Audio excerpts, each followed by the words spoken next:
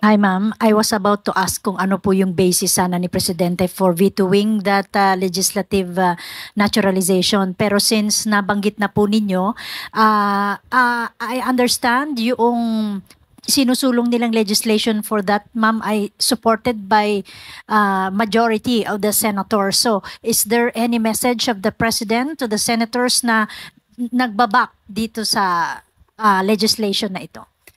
Una-una po, nais ipaalam ng Pangulo na kung may mga kaduda-duda, interes, at hindi naman po bingi ang ating Pangulo para dinggin at pakinggan kung ano yung kanyang mga nakukuhang mga data or facts about supposed to be grantee.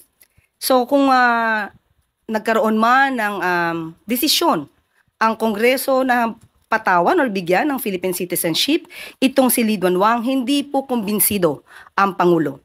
At yun lamang po, hindi natin ipamimigay ang Philippine citizenship kung may mga kaduda-dudang interest, yung tinatawag na grantee. Next question, Pia Gutierrez, ABS-CBN. Hi ma'am. Ma'am, there had been speculations about the President's health lately. Kamusta na po ang Pangulo? Kung makikita nyo po, yan naman po ay talagang pinapakalat, siguro para palabasin na ang Pangulo ay hindi maganda ang kalusugan, not in good health.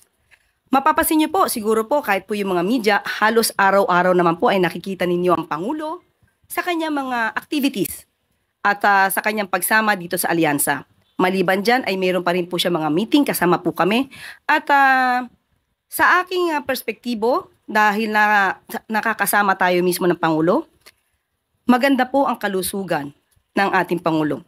Dahil kung hindi po maganda ang kalusugan ng ating Pangulo, malamang ay hindi na po siya nakakaganap ng kanyang mga tungkulin sa araw-araw. At ang aking pakiusap lamang po sa mga fake news peddlers, wag niyo pong gawa ng kwento ang Pangulo patungkol sa kanyang kalusugan. Hindi po yan maganda para sa ating bansa. Dapat po ipagdasal pa po natin na maging maganda ang kalusugan ng mga namumuno sa atin. At iwasan po nila na magbigay ng speculation kahit hindi po doktor ay nagpapakadoktor sa social media. Maricel Halili, TV5. Good morning, Yusek. Ma'am, may we have your reaction about the statement of Hanelet Avancenia congratulating the current administration for the situation of kidnapping and killings in the country? There was, I think, a sarcasm in her tone. Nakakalungkot. Dahil muli, mababanggit na naman natin ang mga kaalyado ni dating Pangulong Duterte. Hindi po ginagawa na katatawanan ang isang ganitong klaseng sitwasyon. Kaya kay Ms. Hanelet Avancenia, huwag niyo pong gawin na issue. Dahil may buhay po ditong nakasalalay, may mga buhay na nawala. Huwag niyong gawing issue ito at gawin niyong katatawanan ang gobyerno. Hindi natin malaman bakit ganon ang naging attitude ni Ms. Hanelet. Parang ikinatutuwa pa ba niya na may mga ganitong sitwasyon sa bansa? Hindi ba dapat bilang Pilipino, nagkakaisa tayo upang ang bansa natin ay umangat? Hindi lamang para sa taong bayan at para na rin mapakita natin sa buong mundo na ang Pilipinas at ang mga Filipino ay nagkakaisa. Huwag silang gumawa ng gulo dahil hindi po yan maganda. Huwag nila simulan ang gulo sa pamamagitan ng pagbibigay ng ganitong mga klaseng remarks o pananalita. Ang Pangulo po at ang administrasyon ay kinukundina ang bawat krimen na nangyayari sa bansa.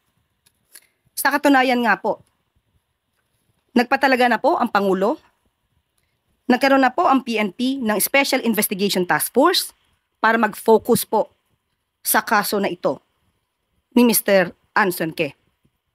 At itong si Police General Elmer Ragay, a former director of the Anti-Kidnapping Group, ay na-relieve na po dahil hindi po nasisiyahan sa pagkakataong ito sa kanyang performance. Kaya po ang itinalaga ay si Police Colonel David Poklay na dati pong Criminal Investigation and Detection Group. Kasama po siya dyan dati. So, makakaasa po ang taong bayan at ang buong sambayanan na hindi po tutulugan ng gobyerno ang mga ganitong klaseng sitwasyon. Pananatilihin po natin na magkakaroon ng hustisya. Bibigyan natin ng hustisya ang dapat nabigyan ng hustisya at hindi po natin hahayaan na mangyaring muli ang naganap sa mga naging biktima ng EJK. Kaya muli pinapanawagan po natin kay Ms. Hanilet Abençania. Huwag na po sana mamutawi sa inyong bibig ang mga gintong klaseng pananalita.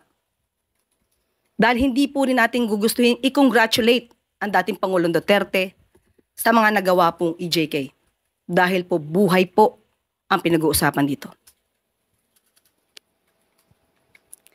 At dito na po nagtatapos ang ating briefing sa araw nito. Maraming salamat po para sa Bagong Pilipinas.